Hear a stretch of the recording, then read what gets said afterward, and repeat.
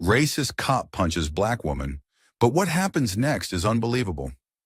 In this shocking and eye-opening video, we delve into a deeply troubling incident that has sparked widespread outrage and debate. A disturbing encounter unfolds as a police officer, driven by apparent racial bias, violently assaults a black woman without any justifiable cause. This act of unwarranted aggression highlights the urgent need for accountability and reform within the law enforcement system, as well as the pervasive issue of racial discrimination. If you are enthusiastic about this narrative, please inform us. If you appreciated the video, press 1. If not, select 0. Your feedback genuinely motivates me to collect additional uplifting and significant narratives. Maya was known throughout the country not just for her political prowess, but for her unwavering stance on social justice and police reform. Having grown up in one of the most marginalized neighborhoods of the city, her life's work had been centered around creating a better, safer environment for communities like the one she came from. However, even as one of the most prominent and respected black senators in the nation, she was no stranger to moments of prejudice that could arise in the blink of an eye, and tonight would prove no exception. Wearing a simple black tracksuit and sneakers, Maya didn't look like the powerful figure that graced Capitol Hill and spoke at high-profile events. She looked like any other local resident out for an evening walk. She didn't mind blending in. It reminded her of the years before she rose to prominence. For her, such walks were a way to clear her head and reconnect with the world outside of political pressures. She had intentionally taken a quieter route home after her meeting, hoping for a few moments of solitude before returning to her apartment. Meanwhile, not far down the road, Officer Conrad Jenkins sat in his patrol car. He was on edge. The tension in his jaw and the restless tapping of his fingers against the steering wheel betrayed the frustration simmering within him. Jenkins wasn't new to law enforcement, but he was new to this district. He had been transferred here after several complaints in his previous precinct about aggressive behavior during routine stops. Although no formal disciplinary action had ever been taken against him, whispers about his conduct followed him wherever he went. And now, patrolling an area he considered problematic, his instincts were already on high alert, fueled by his inherent biases. Conrad glanced at the time on his dashboard. His shift was nearing its end, but he hadn't yet found any real action to justify the night. As he drove through the quiet streets, something caught his attention: a lone figure walking on the sidewalk up ahead. His eyes narrowed as he observed her from a distance. A woman, wearing dark clothing, walking alone at this hour. It didn't sit right with him. He had been trained to spot what he called out-of-place behavior, and to him, this fit the bill perfectly. He didn't recognize her, and in his mind, she didn't belong in this part of town. Without a second thought, Conrad slowed his patrol car and pulled over to the side of the road. He didn't radio it in. This was something he intended to handle on his own.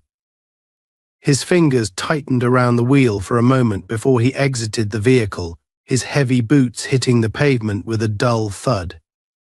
As he approached Maya from behind, his posture was rigid and his hand rested near his belt, close to where his service weapon was holstered.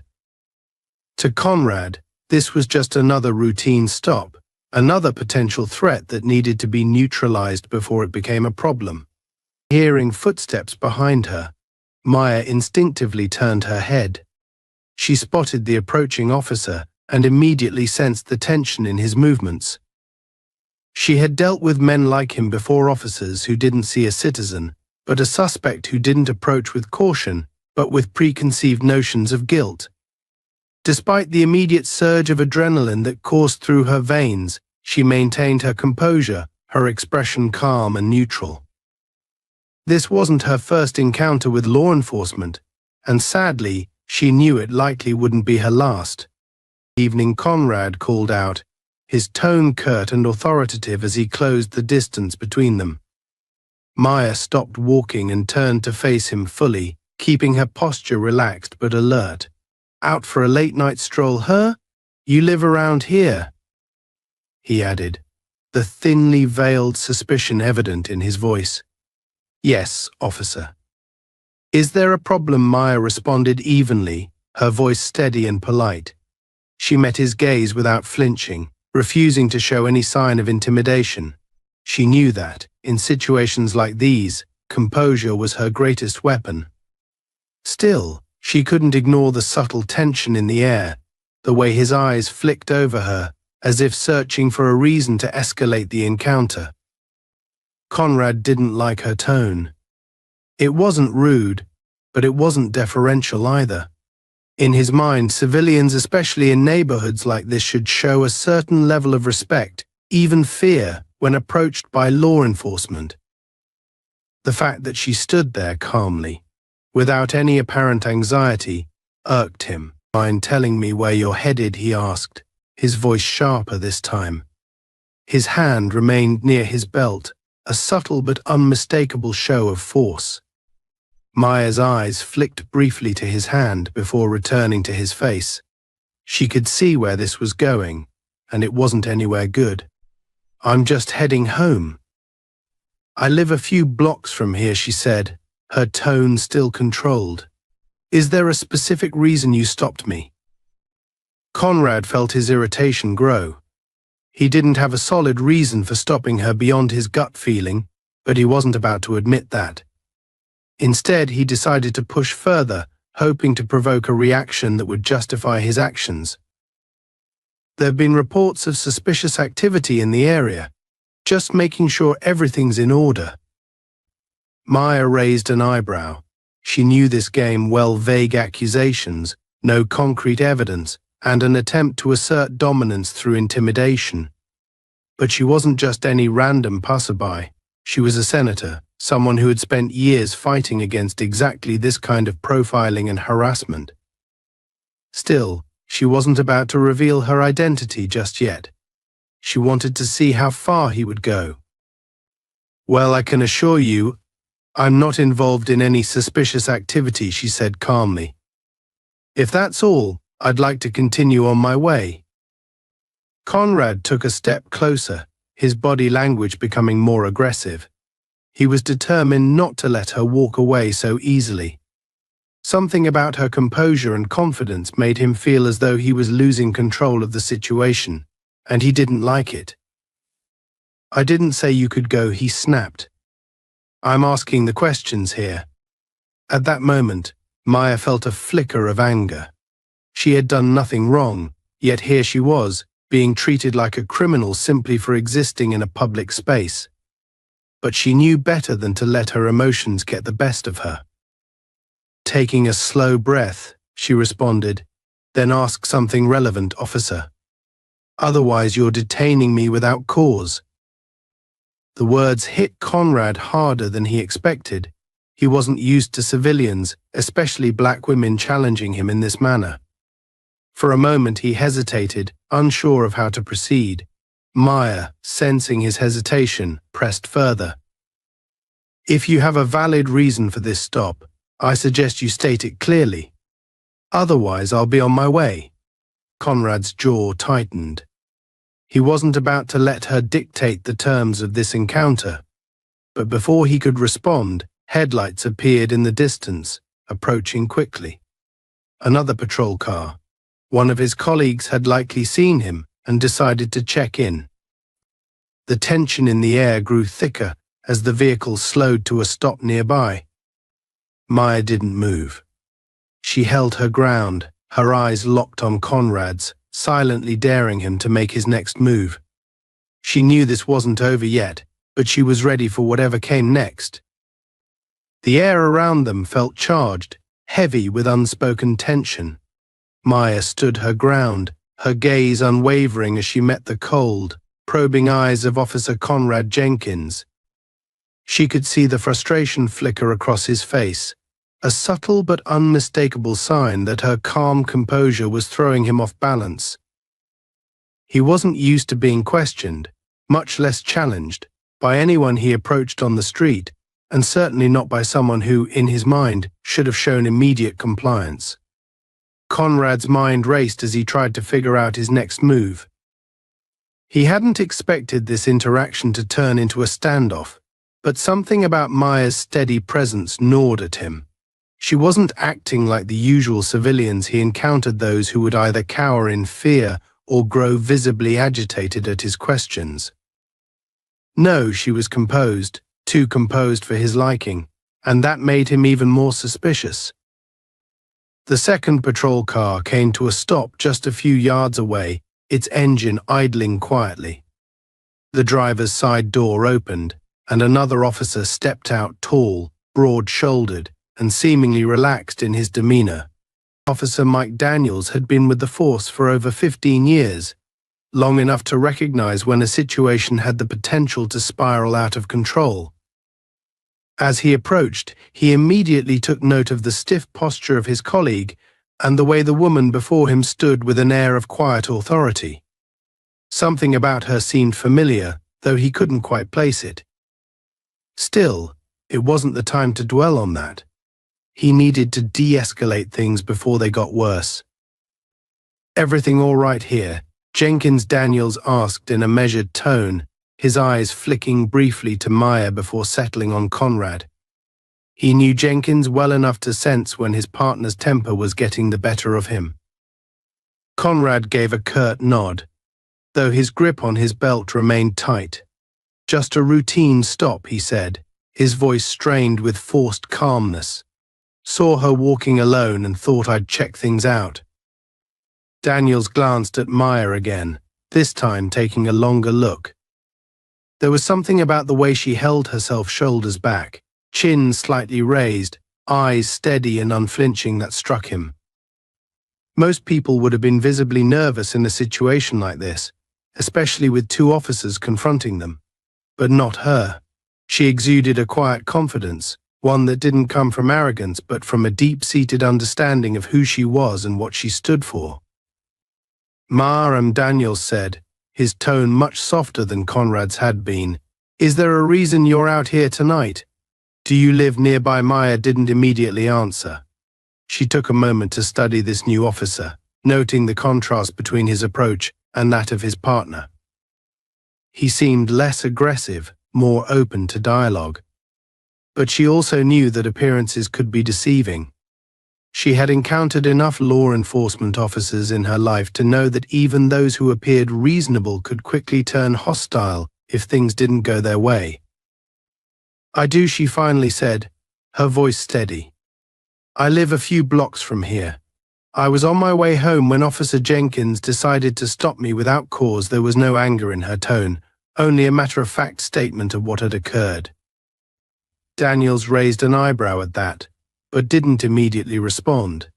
Instead, he turned back to Jenkins. "Did she do something specific that raised suspicion?" he asked, keeping his tone neutral. Conrad bristled at the question. He didn't appreciate being second-guessed, especially not in front of the person he had stopped. "It's a high-crime area," he snapped. "She was walking alone at night. Thought it was worth checking out." Daniels didn't outwardly react to Jenkins' defensive tone, but inwardly he sighed. This wasn't the first time Jenkins had used such a flimsy excuse to justify an unnecessary stop.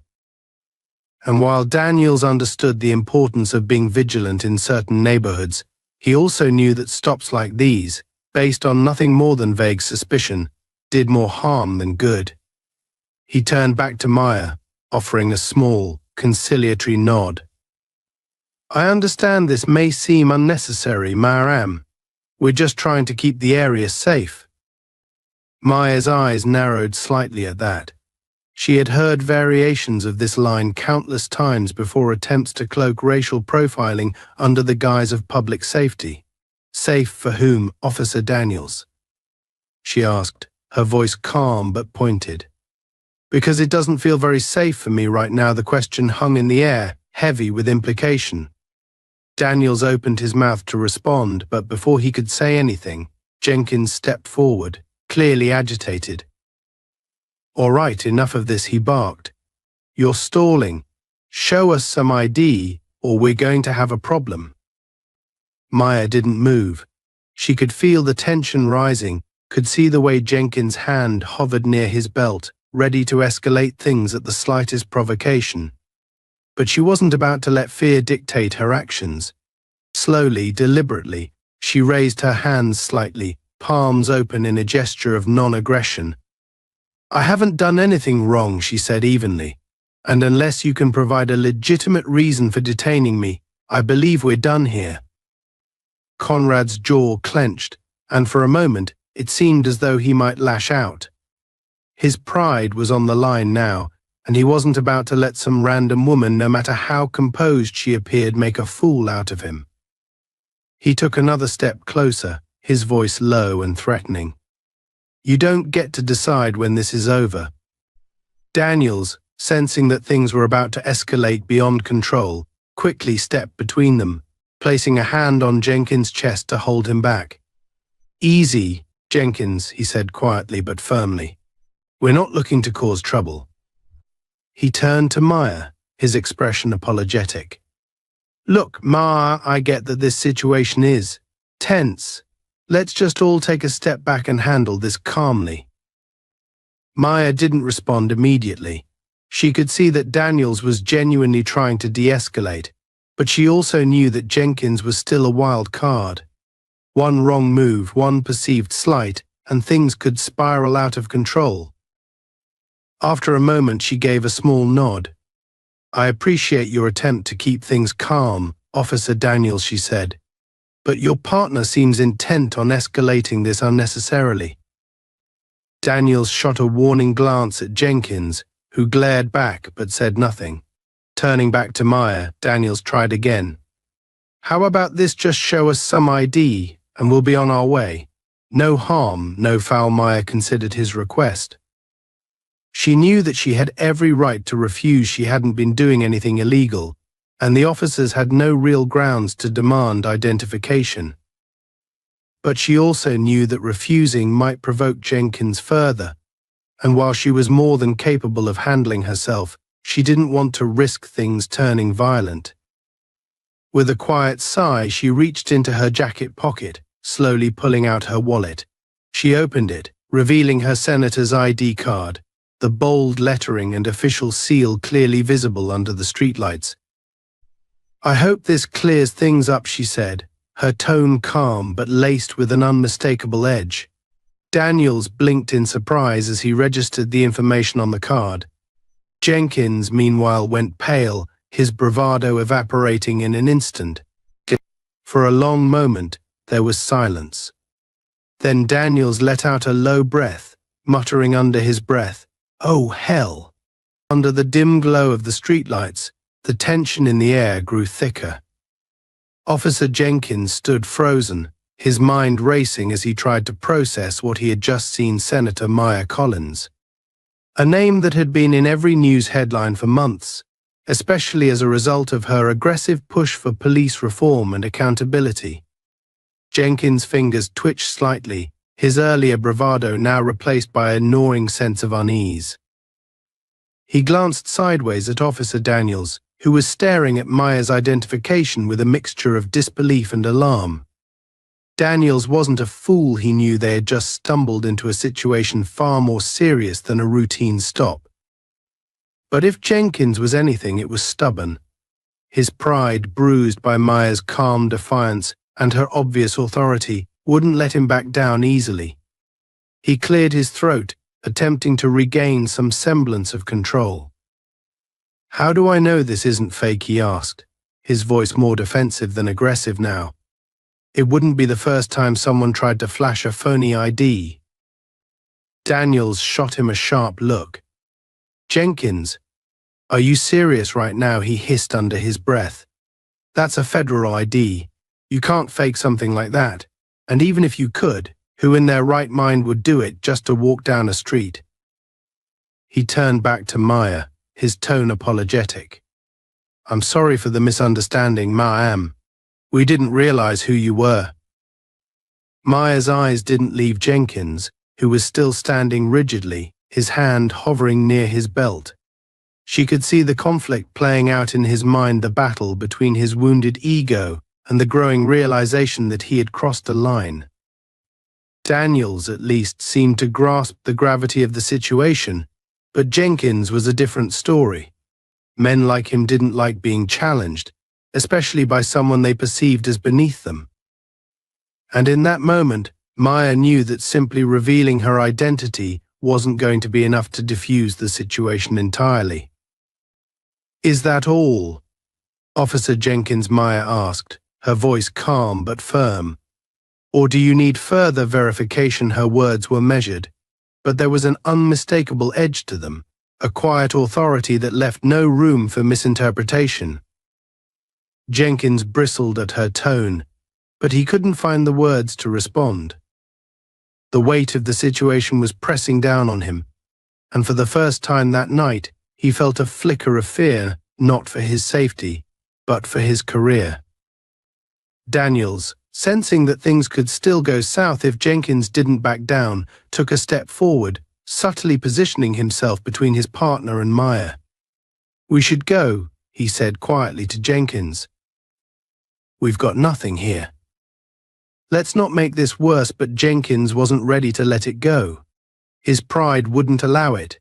He had started this encounter with the intent to assert his authority, and now it felt as though that authority was slipping through his fingers. "She still hasn't answered my questions," Jenkins said, his voice tight with frustration. "Just because she's a senator doesn't mean she's above the law." Daniels opened his mouth to respond, but Maya spoke first. "No one is above the law, Officer Jenkins," she said evenly. "Including you." The statement hung in the air like a challenge, and for a moment it seemed as though Jenkins might lash out, driven by a mix of anger and humiliation. Instead, he took a step back, his expression hardening. "Fine," he muttered. "But don't think this means you can do whatever you want. We're just doing our job." Maya didn't respond immediately. Instead, she took a slow breath, her eyes still locked on Jenkins. She knew that engaging further would only escalate things, but she also knew that walking away without addressing the underlying issue would be a missed opportunity. This wasn't just about her, it was about every person who had been stopped, questioned, and harassed without cause. "You might want to reconsider how you define doing your job, Officer Jenkins," she said finally. "Because right now it looks a lot like harassment." Daniels winced at her words, knowing that they were likely to set Jenkins off again. He placed a hand on his partner's shoulder, a silent plea for him to let it go. "Come on, man," Daniels said quietly. "Let's just leave." But Jenkins shrugged off Daniels' hand, his frustration boiling over. "You think you can just walk around like you own the place because you're a senator?" he snapped, his voice rising. "People like you think you're untouchable, but out here, you're just another person." Maya's expression didn't change, but inside she felt a spark of anger. She had spent her entire career fighting against exactly this kind of mentality, the belief that authority granted the right to intimidate and belittle. She took a step forward, closing the distance between herself and Jenkins, her eyes never leaving his. "And people like you," she said quietly, "are the reason we need reform. Because you can't seem to tell the difference between protecting the public and abusing your power." The words hit Jenkins like a slap. He opened his mouth to respond, but before he could, Daniels stepped in again, this time more forcefully. "That's enough," Daniels said firmly, his voice leaving no room for argument. He turned to Maya, his expression apologetic once more. I think it's best if we all go our separate ways. This doesn't need to go any further." For a moment, Maya considered pushing the issue. She could demand Jenkins' badge number, file a formal complaint, and ensure that there were consequences for his actions. But she knew that wouldn't solve the larger problem. Men like Jenkins didn't change because of disciplinary action, they changed when they were forced to confront the reality of their behavior. "Fine," she said finally. "But this isn't over." Daniels gave a brief nod, relieved that things hadn't escalated further. He grabbed Jenkins' arm, steering him back toward their patrol car. "Let's go," he muttered under his breath. Jenkins resisted for a moment before finally allowing himself to be led away. As they walked back to the car, Daniels glanced over his shoulder at Maya, a silent acknowledgement of the tension that still hung in the air. Maya watched them go, her mind racing. She knew she had handled the situation as well as she could, but it still left a bitter taste in her mouth. This wasn't the first time she had been profiled, and she doubted it would be the last. But tonight something felt different. Tonight, she wasn't just another person stopped by a power-hungry cop. Tonight, she was a senator, someone with the power to make real change, and she intended to use that power. As the patrol car drove away, Maya pulled out her phone and dialed a number. After a few rings, a familiar voice answered. "This is Collins, it's me," Maya said, her voice calm but resolute. "I just had an encounter with 2 officers. I need you to document it." There was a brief pause on the other end before the voice responded. "Understood. Do you want to escalate this?" Maya considered the question for a moment before replying. "Not yet, but I want their names, their records, and any complaints filed against them. And I want it by morning." "Got it," the voice said. "Anything else?" Maya glanced down the street, where the patrol car had disappeared from view. "Yes," she said quietly. "I want to know how many other people they've stopped tonight. And I want to know why." Hanging up, Maya slipped her phone back into her pocket and began walking again, her mind already turning over the events of the evening. She knew that this was only the beginning. What had started as a routine stop had turned into something much more significant, a reminder of why she had entered politics in the first place. And as she made her way home, one thought remained at the forefront of her mind: change was coming, and she was going to be the one to bring it. Under the dim glow of her apartment's entry light, Maya Collins closed the door behind her, exhaling slowly as she leaned momentarily against the frame. The tension from the encounter with the officers still lingered in her muscles, coiled tight like a spring ready to snap. As a senator and a seasoned advocate for justice, she had dealt with more than her share of hostile confrontations, but tonight's experience struck a different chord. It wasn't just another case of racial profiling, it was a personal reminder of why her work was far from done. The fight for accountability and fairness wasn't theoretical, it played out in real time, on real streets, against people like her who were forced to navigate a world where implicit bias could turn an ordinary evening walk into a dangerous power struggle. She dropped her keys onto the small wooden table by the door, her fingers lingering over the cool metal for a moment as she replayed the events in her mind. The officer's face, twisted with frustration and pride, stood out sharply in her memory. He hadn't seen a senator in front of him, he had seen a black woman who didn't fit his narrative of who should or shouldn't belong in that part of the city. Even after she presented her credentials, his reluctance to back down, his refusal to acknowledge his error, it was all too familiar. Maya straightened up, pushing herself away from the door. She couldn't afford to let the anger simmer unchecked. There was work to be done, and dwelling on emotions wouldn't get her closer to the systemic change she was fighting for. Crossing the room, she grabbed her laptop from the sleek black leather bag she always carried and set it down on the glass coffee table. She opened the device, the soft glow of the screen illuminating her face in the dimly lit living room. Her inbox was already flooding with messages, some from constituents, others from political allies who had gotten wind of the incident almost as soon as it happened. She hadn't expected word to travel so quickly, but in an era where every action could be documented and shared within moments, it wasn't surprising. Still, she hadn't wanted this to turn into a public spectacle, not yet. There was strategy in timing, and right now she needed to gather information before deciding on her next move. A message from her chief of staff, Jordan, caught her eye. The subject line read, "Immediate follow-up officer profiles attached." Maya clicked it open, quickly scanning through the contents. Jordan had wasted no time in pulling together a preliminary report on the two officers involved in the stop. Officer Michael Daniels, 15 years on the force, clean record, known for his calm demeanor and generally cooperative approach. Officer Conrad Jenkins, on the other hand, was a different story altogether. Several unofficial complaints of aggressive conduct, though none of them had ever escalated to formal disciplinary action. Maya's jaw tightened as she read through the list of incidents. It was a familiar pattern: unchecked behavior, lack of accountability, and a department willing to look the other way as long as things didn't reach the public eye. Jordan's message ended with a brief note: "I can push this further if you want, but I suggest we tread carefully. Let me know how you want to proceed." Maya leaned back against the plush grey sofa, her mind working through the options. She could go public with the information, leverage her political influence to draw attention to the issue and force the department's hand. It wouldn't be the first time she had used public pressure to bring about change.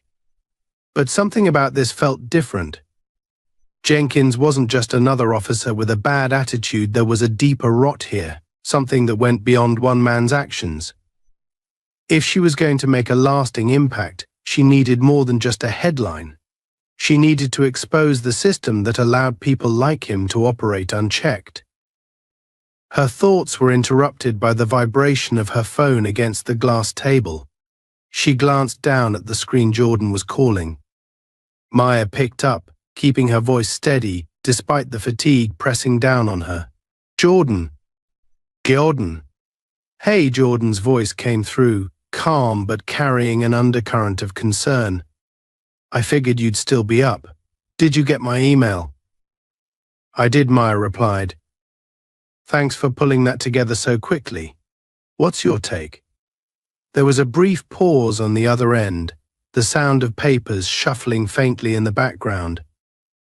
"Honestly? This Jenkins guy is a liability waiting to explode. He's had enough complaints that someone higher up has to be aware of his behavior, but for whatever reason they've kept it under wraps. My guess? He's protected. Either someone's covering for him, or they're too afraid of stirring the pot to do anything about it." Maya nodded, even though Jordan couldn't see her. It was exactly what she had suspected. And Daniels, straight shooter, from what I can tell, probably got stuck with Jenkins on patrol because no one else wanted to partner with him. He didn't escalate the situation, and based on the notes I found, he's got a decent reputation. If anyone's likely to talk, it's him. That was useful information. If Daniels was as reasonable as his record suggested, he might be willing to provide insight into what was happening inside the department. But that would require a careful approach. Coming on too strong could backfire, especially if he felt like his job might be at risk. "All right," Maya said after a moment. "Reach out to Daniels discreetly. See if he's willing to meet off the record. I want to get a sense of what's going on before we take this any further." "Will do," Jordan replied. "And Jenkins?" Maya's eyes hardened. "Keep digging. I want to know everything there is to know about him, who he's connected to, what cases he's worked, and why he's still on the force despite all those complaints. If there's a pattern, we need to find it." "Got it. I'll get back to you as soon as I have something." They ended the call, and Maya set the phone down, her fingers drumming lightly against the armrest of the sofa. This wasn't just about one bad cop. It was about a system that allowed people like him to operate without fear of consequences. She had spent years fighting for legislation aimed at increasing police accountability, but tonight's encounter had made it painfully clear that policy alone wasn't enough. Real change required exposing the truth, no matter how uncomfortable it might be. As she sat there, contemplating her next move, a thought struck her. Jenkins' reaction during the stop hadn't just been about ego, it had been about fear. Fear of losing control, fear of being exposed. He had seen her as a threat, not because she posed any physical danger, but because she represented something he couldn't intimidate or overpower. and that fear had driven him to escalate the situation beyond reason. Maya knew she could use that fear to her advantage. People like Jenkins thrived in the shadows, protected by a culture of silence and complacency. But once that protection was stripped away, once they were forced into the light, they either crumbled or revealed the true extent of the system's decay. She closed her laptop, the screen going dark as she leaned forward, elbows resting on her knees. Tomorrow, she would begin the process of dismantling that protection. It wouldn't be easy, and it wouldn't be quick, but she had never been one to back down from a fight. And this was a fight worth having not just for herself, but for every person who had ever been stopped, questioned, or harassed simply for existing. The night stretched on, quiet and still, but Maya's mind remained sharp, her resolve unyielding. Change was coming, and this time she wouldn't stop until the system that allowed officers like Jenkins to thrive was exposed for what it truly was. The following morning, sunlight filtered through the blinds of Maya Collins' apartment, casting faint golden streaks across the room. She had barely slept, her mind too occupied with the events of the previous night and the weight of what lay ahead. As a senator, she had grown accustomed to long nights and early mornings, but this was different. This wasn't just about crafting legislation or lobbying for support, this was personal. The encounter with Officer Jenkins wasn't an isolated incident, it was a stark reminder that the very issues she fought against in office continued to fester unchecked on the streets.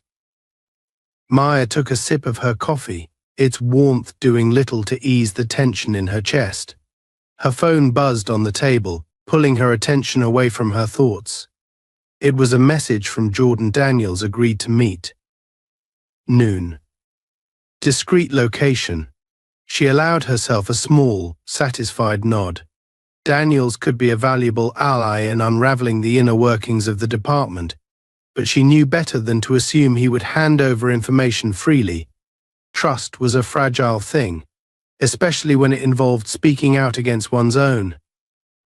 The clock ticked past 10 as Maya began preparing for the day. Her attire was carefully chosen, not too formal, but still professional enough to command respect. Dark slacks, a fitted blazer, and a simple blouse. She knew appearances mattered, especially in situations where perception could influence outcomes. By the time she left her apartment, her mind was already formulating the questions she intended to ask Daniels. She needed more than vague anecdotes, she needed concrete evidence of systemic issues, patterns of abuse, and, most importantly, names. The meeting spot was a small, nondescript cafe tucked away in a quiet corner of the city. It was the kind of place frequented by locals who valued privacy and good coffee. Maya arrived early, taking a seat at a corner table where she could observe the entrance without being immediately noticed. The aroma of freshly brewed coffee mingled with the muted hum of conversation, creating an atmosphere of calm that belied the seriousness of the discussion about to take place. A few minutes later, Daniels entered. He was dressed in plainclothes jeans and a button-up shirt, but his posture and the way he scanned the room betrayed his background as a cop. He spotted Maya almost immediately and made his way over, his expression guarded but not unfriendly. "Senator," he greeted, pulling out the chair across from her. "Thanks for meeting me." His voice was steady, but Maya could detect a hint of nervousness beneath the surface. This wasn't an easy situation for him, and she respected the courage it took to show up. "Thank you for coming, Officer Daniels," she replied, offering a small, polite smile. "I appreciate your willingness to speak with me." Daniels nodded, his fingers tapping lightly against the table as he gathered his thoughts. "Look, I don't want to get caught up in something that could cost me my job," he began, his tone cautious. "But after last night, I couldn't just ignore it. Jenkins, he's got a reputation." Maya leaned forward slightly, her expression attentive but neutral. "A reputation for what, exactly?" Daniels hesitated for a moment, glancing around the cafe as if ensuring no one was listening. "For being reckless," he said finally. He's been known to push boundaries, to escalate situations that didn't need escalating. He's had complaints filed against him, but nothing ever sticks. Somehow he always manages to walk away clean. "Why do you think that is?" Maya asked, her voice calm but direct. "Is he protected by someone higher up?" Daniels shrugged, his shoulders tense. "Maybe.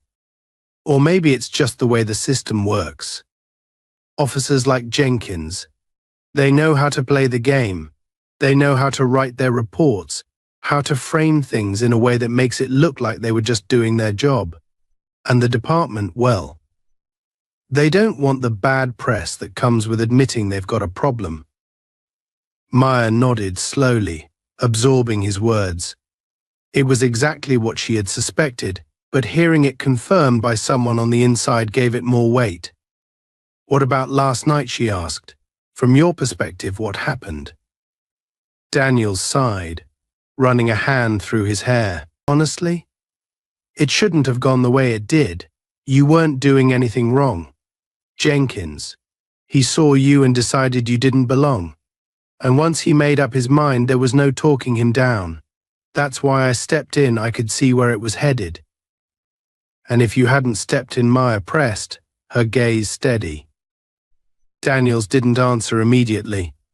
Instead, he looked down at his hands, as if considering the implications of what he was about to say. "It could have gotten ugly," he admitted quietly. "Jenkins has a temper. Once he feels challenged, he doubles down. I've seen it happen before." Maya felt a spark of anger at his words, though she kept her expression composed. This wasn't just about one bad cop, it was about a culture that allowed officers like Jenkins to operate with impunity.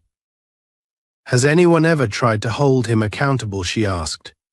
"Filed formal complaints, taken it up the chain of command?" "Plenty of people," Daniels said with a bitter laugh. "But nothing ever comes of it. Complaints disappear, investigations go nowhere. The few officers who've spoken out against him, let's just say their careers didn't last long after that. The pieces were falling into place, painting a picture of a department riddled with corruption and fear." Maya knew that if she wanted to bring about real change, she couldn't rely solely on public pressure. She needed to dismantle the structures that enabled officers like Jenkins to thrive. "Daniels, I won't ask you to put your career on the line," she said after a moment. "But if you're willing, I could use your help. Off the record, of course. I need to understand how deep this goes, who's protecting him, how complaints are being buried, and what it will take to expose the truth."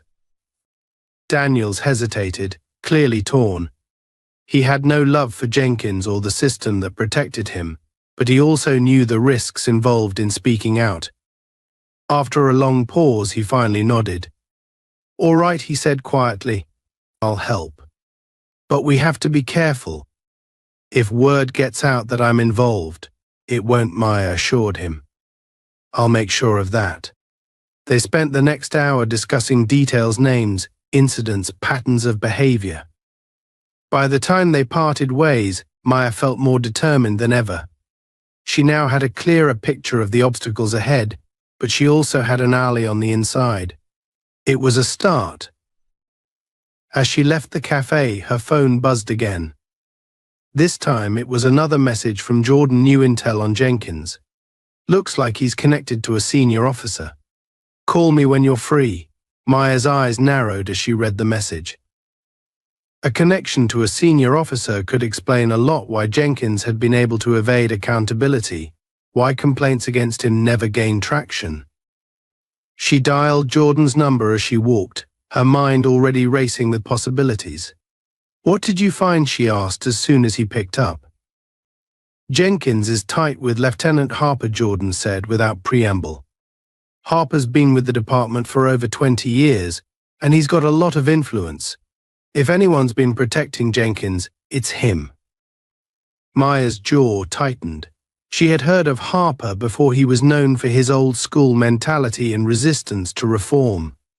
If he was behind Jenkins' continued presence on the force, then taking him down would be no small feat.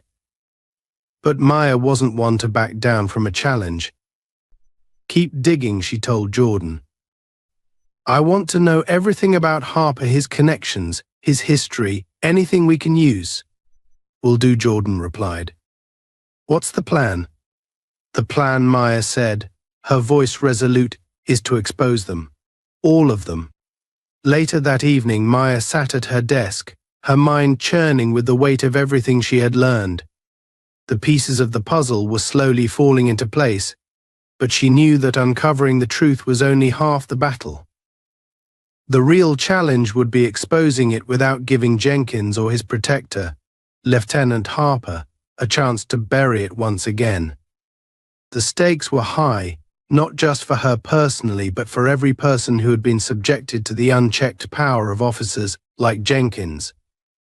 Maya had fought battles like this before against powerful lobbyists, entrenched politicians, and corporations who didn't want their interests disrupted.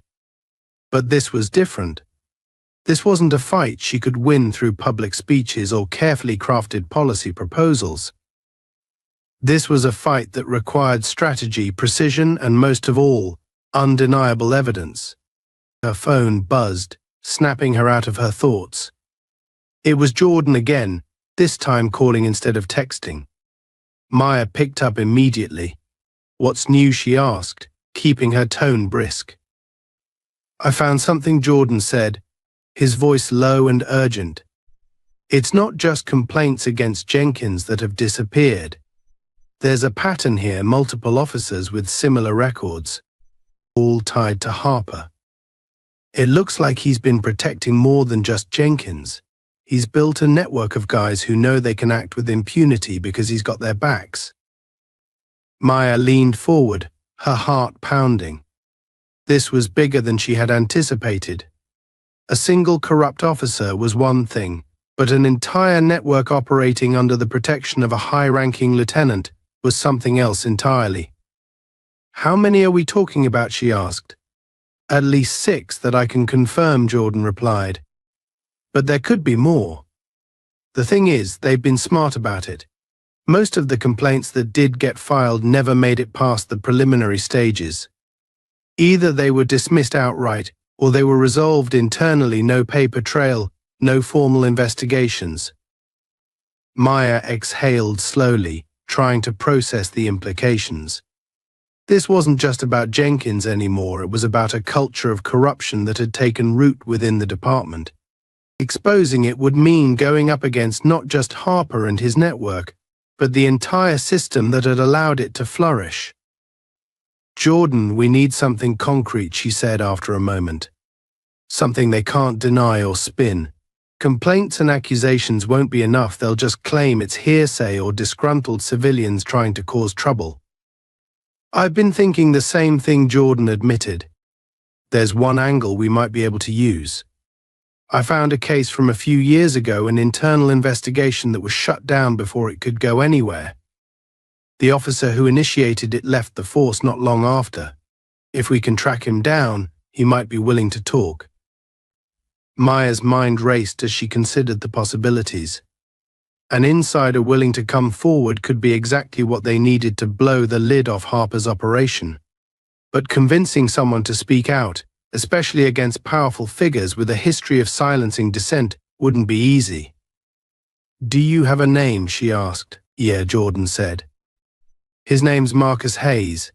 He was a detective at the time, worked directly under Harper. From what I can tell, he had a solid reputation until he tried to bring something to light and suddenly found himself on the outs." Maya jotted down the name, her mind already formulating a plan. "Find out where he is now," she instructed. "If he's still in the city, I want to meet him." "I'm on it," Jordan said. "But Maya, be careful. If Harper gets wind of what we're doing." "I know," Maya interrupted, her voice firm. "That's why we have to move fast. The longer we wait, the more time they have to cover their tracks." They ended the call, and Maya sat back, tapping her pen against the edge of the desk. She knew Jordan was right, this was dangerous territory. But she also knew that if they didn't act, nothing would change. Harper and his network would continue operating in the shadows, and officers like Jenkins would keep getting away with misconduct. That wasn't something she could accept. The following afternoon, Maya found herself sitting across from Marcus Hayes in a small, quiet diner on the outskirts of the city. He was a tall man in his early 40s, with sharp eyes that seemed to take in everything around him. Despite his casual attire, there was an air of tension about him, as though he was constantly on guard. "I wasn't sure if I should come," Marcus said, his voice low but steady. "Talking about Harper. It's not something I ever planned on doing again." "I appreciate you taking the risk," Maya replied. "I know it's not easy, but I also know that if we don't do something, people will keep getting hurt." Marcus studied her for a moment, as if trying to gauge her sincerity. Eventually he nodded. "Harper's been running things his way for a long time," he said. "He's smart, knows how to cover his tracks. But back when I was still on the force, I started seeing things that didn't add up: complaints disappearing, reports being altered, officers getting a pass when they should have been disciplined." "What happened when you tried to report it?" Maya asked. Marcus's expression darkened. "I went to Internal Affairs, thought they'd at least look into it. But instead, they shut it down. Told me I was overreacting, that I didn't have enough evidence. Next thing I know, I'm being reassigned to a dead-end desk job. They made it clear that if I kept pushing, my career was over." "And that's when you left," Maya said quietly. "Yeah," Marcus admitted. "Didn't see much point in sticking around after that, but it always bothered me knowing that guys like Harper were still out there, still pulling the strings." Maya leaned forward, her tone serious. "Marcus, I'm not asking you to put yourself in harm's way, but if you have anything, documents, records, anything that proves what Harper's been doing, it could make a difference. We're building a case, but we need hard evidence." Marcus hesitated, clearly weighing his options. After a long pause, he nodded. "I kept copies of some things," he said. "Didn't know if I'd ever need them, but I figured better safe than sorry. They're old, but they might be enough to show a pattern." "Anything helps," Maya said. "And if you're willing to go on record, even anonymously, it could strengthen our case." Marcus exhaled slowly, the weight of the decision evident in his expression. "All right," he said finally, "I'll help. But you need to be careful. Harper's got connections, and if he thinks you're coming for him, he won't hesitate to retaliate." Maya nodded. She was well aware of the risks, but she also knew that this was a fight worth having. "Thank you, Marcus. We'll be careful." They exchanged contact information, and Maya left the diner feeling a renewed sense of purpose. They finally had something tangible, evidence from someone who had been on the inside. It wasn't enough to bring down Harper just yet, but it was a start. That evening, as Maya reviewed the documents Marcus had provided, her phone buzzed with a new message from Jordan Harper's onto something. "Jenkins is acting paranoid. We need to move faster." Maya's heart skipped a beat. The clock was ticking, and the window of opportunity was closing fast. But instead of fear, she felt a surge of determination. Harper might have built a fortress around himself, but no fortress was impenetrable. With Marcus's testimony, Jordan's intel, and her own resolve, they had a chance to expose the truth. It was time to act. The following morning dawned cold and grey, a reflection of the tension hanging in the air. Maya Collins knew that today was going to be pivotal. The pieces were in place: Marcus's testimony, Jordan's intel, and the mounting pressure on Harper's network, but now came the hardest part: executing the plan without giving their opponents a chance to bury the truth. She stood by the window of her office, sipping her coffee as she gazed out over the city. For a moment, she allowed herself to feel the weight of everything they were up against.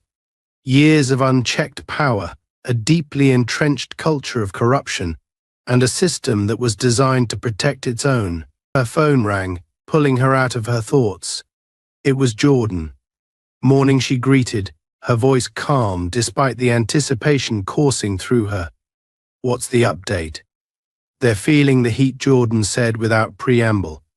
"Harper's been calling in favors all morning.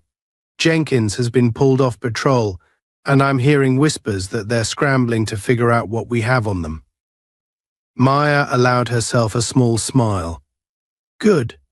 That means they're vulnerable." "It also means they're desperate," Jordan warned. "We need to be careful. If they think they're backed into a corner, they might do something drastic." "I'm aware," Maya said. "But we can't stop now.